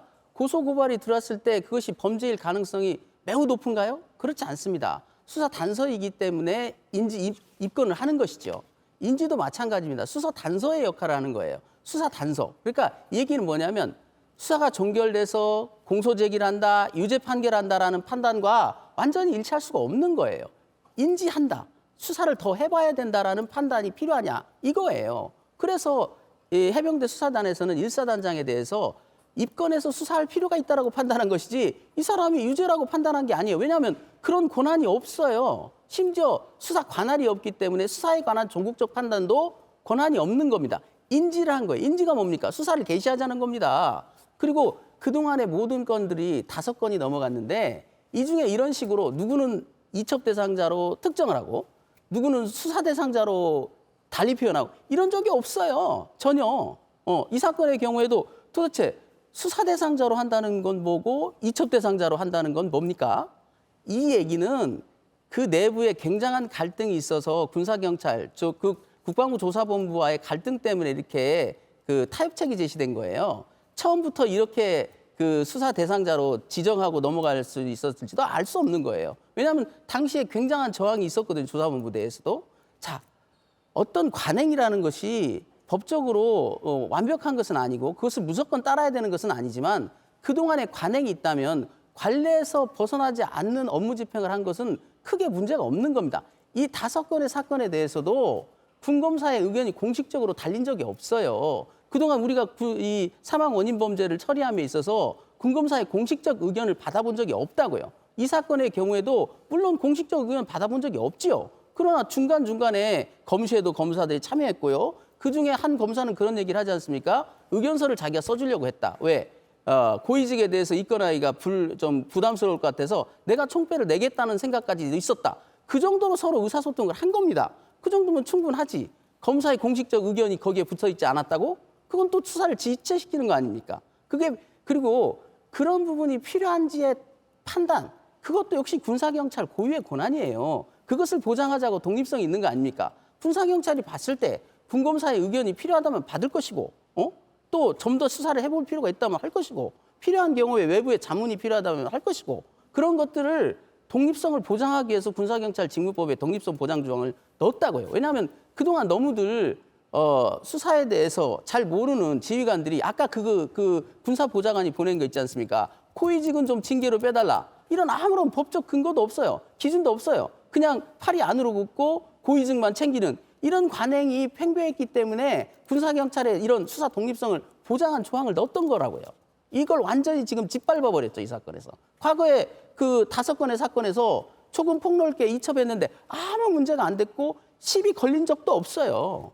그런데 이제 와가지고 그 유재훈 법무관리관은 이 부분에 대해서 이렇게까지 얘기합니다. 혐의자를 특정하면 안 된다. 정 그 말을 안 들으니까 나중에는 뭐라고까지 얘기하냐면 경찰에 우리가 평가받을 필요가 없다. 그럼 5건은 다 경찰에 평가받았나요? 그래서 ABCD 매겨졌나요? 궤변입니다. 궤변. 다른 사건에 한 번도 적용되지 않았던 기준을 무슨 검사의 의견을 안 받았느니 명백해야만 한다느니 그러면 이게 기소장이지 혹은 유죄 판결문이지 어떻게 이게 이첩 서류가 됩니까? 자, 명백한 범죄. 그래서 그 유죄가 명백하다. 그것은 유죄 판결이 가능한 얘기죠. 그러나 기소를 해도 심지어 검사가 완벽한 증거 관계를 가지고 기소를 해도 재판에 보면 또 무죄가 나오는 경우도 있습니다. 그렇다고 해서 기소한 검사가 너 엉터리 했어. 너 혼나야 돼. 이러나요? 그건 독립성을 보장하지 않겠다는 거고요. 이 법을 결국은 법을 이렇게 만든 국민들의 의사를 깡그리 짓밟아버리고 이 법을 만들게 된 피로 그 이해람 중사 더 나아가서 윤승주 일병의 그 피해값을 정부가 짓밟아버린 거예요. 그래서 국민들이 지금 분노하는 거 아닙니까? 자, 지금 말씀하시면 아까 궤변이라는 말씀 나오는데 저는 우리 변호사님 말씀은 상당 부분이 궤변입니다. 순서대로 말씀드릴게요. 국방부 군사경찰에게 독립성이 있다. 그 법률 조항에 그런 법률 조항은 없어요. 아니 시행령이 있다니까요. 시행령이 있는데 법률이 네. 아닙니다. 또 하나는 그 의미가 아니에요. 또 하나 국방부 군사경찰하는데 독립성 그런 의미로 해석한다 그러면 대한민국의 거의 다른 수사기관보다 월등한 권한이 있는 겁니다. 그렇게 해석되지는 않습니다. 또 하나 아까 인지라고 말씀하셨는데 인지는 수사기관이 하는 겁니다. 수사기관이 인지권하는 수사기관한테 있는 겁니다. 지금 이 사안에 있어서 군사경찰은 인지권한이 없습니다. 그래서 인지했다는 말은 틀린 말이고요. 법률상 인지가 아니라 이러이러한 범죄가 발생한 사실상에 알게 된 때 아까 제가 설명을 드렸지 않습니까? 이거 나오죠? 어디 저기 법률적인 것을 여기 설명이 나와 의심한한 정황을 발견이라는 의미지 그걸 인지라고 얘기하셔는 안 되고요. 그다음에 지금 현재까지 아무런 문제가 없었다. 6건대까지 아무런 문제가 없었다. 지금 장관한테 보고된 적이 없어요. 이 사안은 중요하니까 장관한테 보고됐는데 지금 현재 해병대 수사관이 법률적으로는 의미가 없어요. 왜 의미가 없냐 하면 그렇게 사건을 이첩해서 보내면 경찰이 거기에 기속되는 게 아니기 때문에 법률적으로 의미가 없는데 군에서 보낼 때 단 의견 단계 8명을 몽졸이 다 혐의가 있다고 단정해서 보내는 게 이상하다고 해가지고 이걸 2, 4, 2로 나중에 재검토해서 바꾼 것뿐입니다. 거듭 말씀드리지만 이 과정에서 뭐가 불법인지 잘 모르겠어요.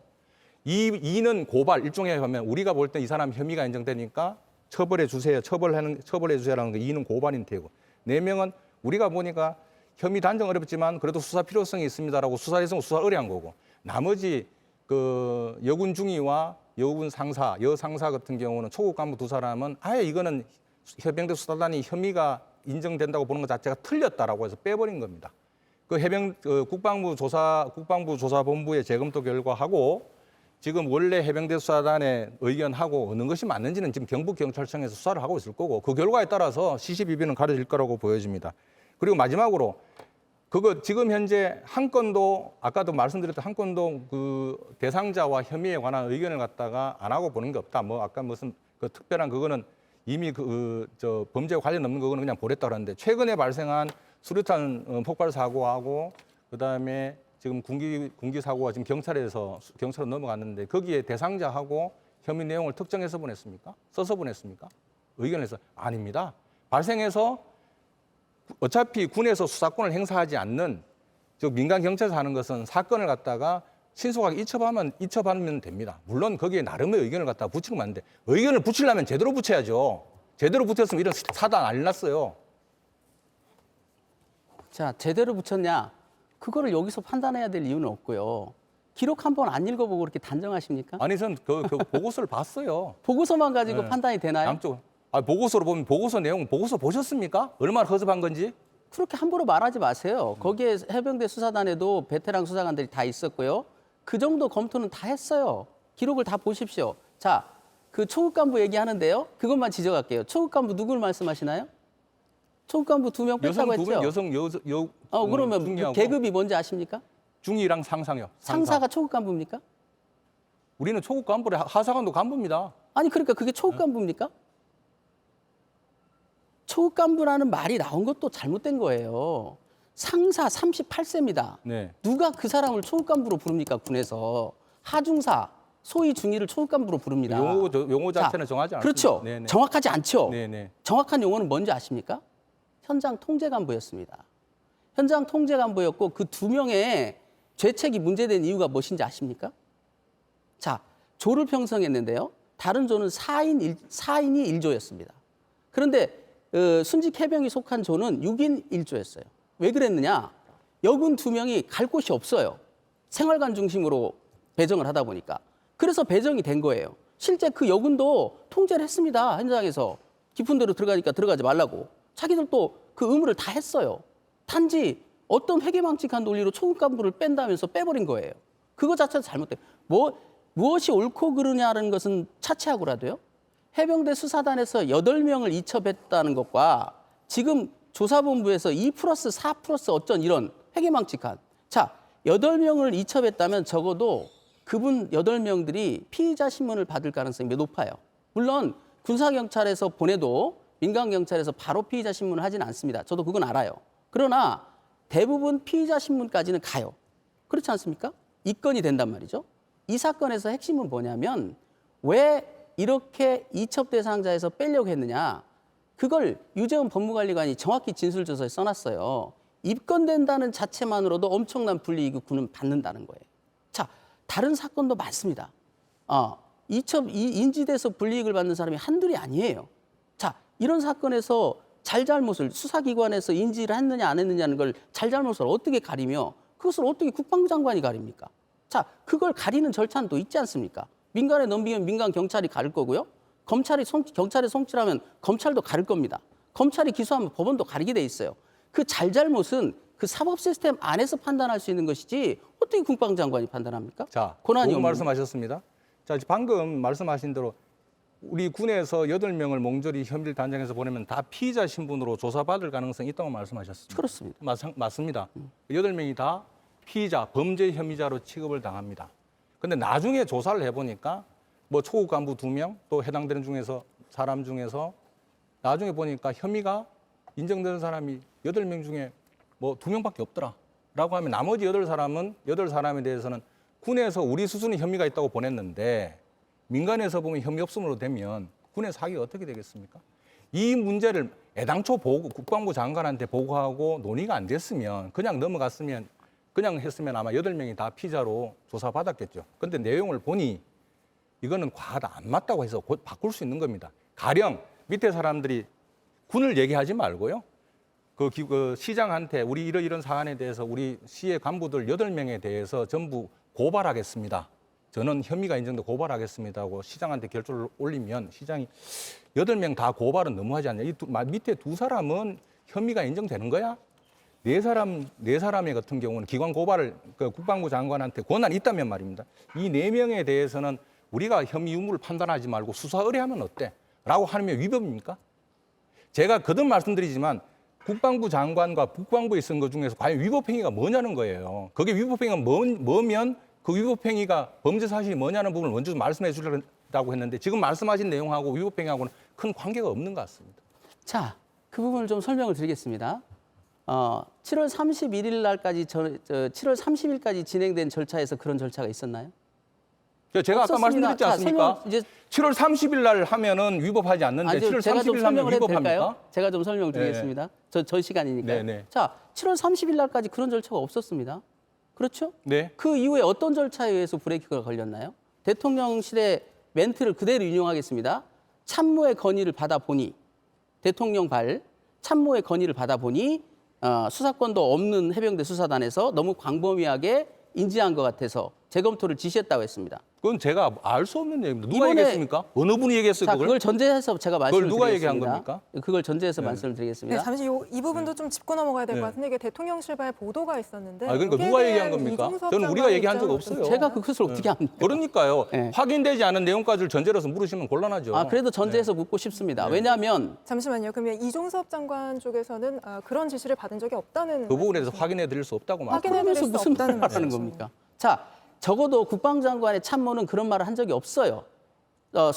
해병대 수사단의 수사권이 없다. 그다음에 8명을 이첩하는 것이 너무 과하다라는 판단을 국방장관의 참모는 7월 31일 날 7월 30일 16시 30분 이전 그런 말을 한 적이 없어요. 그 말이 나오게 된 게 언제입니까? 대통령실로부터 시작된 겁니다. 대통령의 참모들이 검토했다는 거예요. 대통령의 참모가 개별 사건에 대해서 수사 절차에 대해서 당부를 판단할 수 있는 권한이 있나요? 그래서 이게 외압이라고 부르는 거고 문제가 있다라고 그러는 거예요. 그 참모가 누군지도 안 나와요. 공식적인 서류도 없습니다. 그러니까 오해를 사는 겁니다. 대통령실 안보실의 참모라고 생각을 해보십시오. 그 안보실장, 1, 2차장, 그다음에 국방비서관입니다. 그들이 법률 전문가입니까? 이걸 딱 보고 보고서만 딱 보고 보고서를 보지도 않았어요. 그때는. 왜냐하면 보고서를 올리지도 않았으니까. 주지 않았어요. 이렇게 방해가 있을까 봐 수사단장은 보고서 자체를 주지 않았던 겁니다. 그럼 뭘 보고 그 사람들은 이 결과가 수사권이 없다는 건 차치하더라도 이 8명을 입건한다는 게 과하다는 것을 무엇 근거로 판단하나요? 아무것도 보내는 게 없는데 언론 보도 자료 보셨습니까? 3장짜리 있습니다. 거기에는 팩트가 없어요. 그 팩트도 없는데 그냥 딱 보고 압니까? 누가 압니까? 어떤 사람이 판단했습니까? 나옵니까?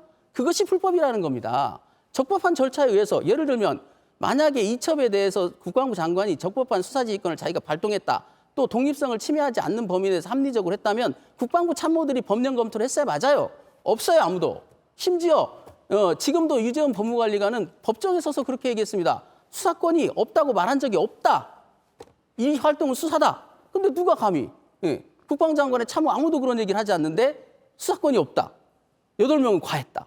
이건 권한 없는 자들의 월권이죠. 자, 그것을 그러면 막고자 저기- 직권남용죄가 있는 것이고요. 네, 지금 그 말씀하셨는데 제가 법률적인 부분이 지식이 짧아서 그런지 모르겠는데 지금 가정적으로 전제한 사실로 해서 피의자가 누구고 피해자가 누구인 무슨 범죄가 성립하는지 써질 그 부분에 대해서 좀 말씀 정리 좀 해주시겠습니까? 저 나중에 제출해드리겠습니다. 아, 예. 지금 원하시면. 저는 피해자가 의견서를 누구인지 냈으니까요. 어떤 범죄가 되는지를 정말 모르겠습니다. 자, 이게 고소 고발장이 여러 장이 들어갔습니다. 우리만 낸 게 아니고요. 뭐 야당에서도 냈고 군인권센터에서 냈고요. 저희도 이제 김경호 변호사가 그 전에 냈고 저는 의견서를 냈고요. 다양한 범죄 사실에 대해서 구성을 한 의견서들이 여러 장 있죠. 공수처 조사를 받아보면 그 구성 범죄에 대해서는 알 수 있겠죠.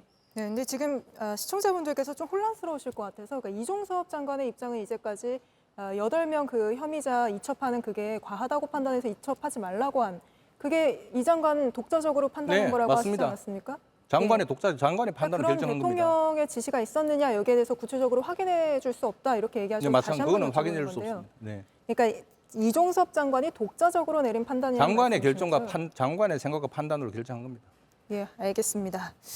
네, 지금 사실 저희가 다루려 했던 주제는 거의 다 다룬 것 같습니다.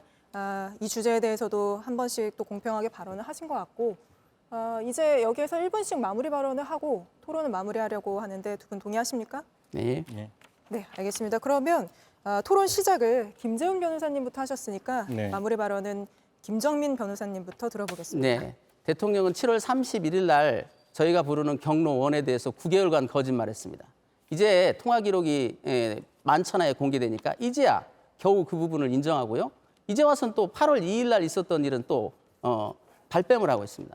이런 거짓말들이 국민의 국가기관에 대한 신뢰를 무너뜨리고요. 국민 전체를 위험에 빠뜨리고 헌정 질서를 위기에 빠뜨리는 겁니다. 지금이라도 현명한 판단하시기 바랍니다.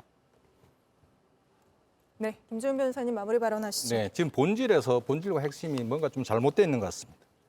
장관의 행위가 그 어떠한 장관의 행위 그것 또한 위법성이 없어서 아무런 범죄가 성립될 수 없고 또 장관의 명을 받아서 한 그 국방부의 참모들이나 해병대 사령관 등 부하들도 아무런 범죄가 성립되지 않는데 그것에 대한 아무런 언급은 없고 제가 계속 말씀드린 게 무슨 범죄가 성립되느냐고 계속 묻는 거예요.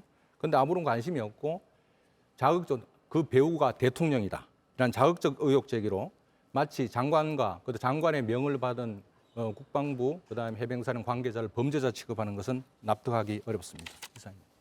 네, 알겠습니다. 오늘 토론 1시간 가까이 진행을 했습니다. 1시간이 넘은 것 같습니다. 그런데도 이 자리에서 해소되지 않은 의혹들은 뭐 결국은 수사를 통해 밝혀져야 될 부분이라고 생각이 됩니다.